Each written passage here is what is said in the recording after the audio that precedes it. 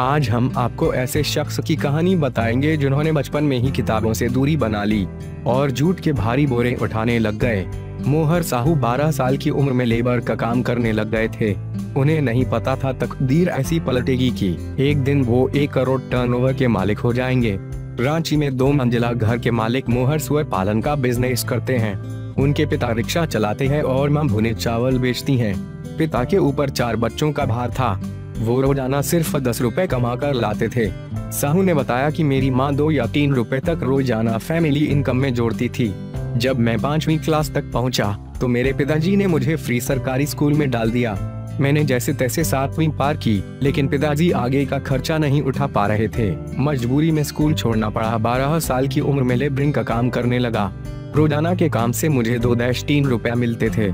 6 महीने लगातार लेबर का काम करके साहू ने रिक्शा पर्यवेक्षक में जॉब शुरू की।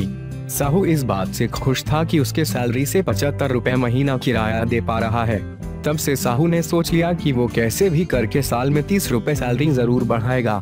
मोहर के ससुराल वाले सुअर पालन का काम करते थे। उन्होंने उनसे सुअर पालन करने की सलाह ली। इस दौरान वे बिरसा एग्रीकल्चरल यूनिवर्सिटी के वेटरनरी डिपार्टमेंट के डीन डॉक्टर संत कुमार से मिले। साहू ने सुअर पालन व्यवसाय से जुड़ने की ट्रेनिंग ली। अपनी बचत से इकट्ठा किए पैसों से 10 सुअर खरीदे। पहली बार जब उन्होंने सुअर बेचे तो उन्हें 10,000 रुपए मिले।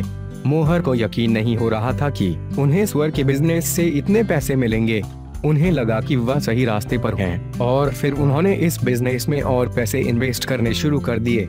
सिर्फ 2 सालों में उनके पास 45 सुअर हो गए और 1990 में उनका टर्नओवर 1 लाख पहुंचा। ऐसे करते करते इस साल सुअर पालन से उनका कुल टर्नओवर 1 करोड़ था। करोड़पति बनने के बाद भी उनका धंधा सुअर पालन ही है। अब यह दूसरे लोगों को सुअर पालन की ट्रेनिंग और प्रेरणा देते हैं।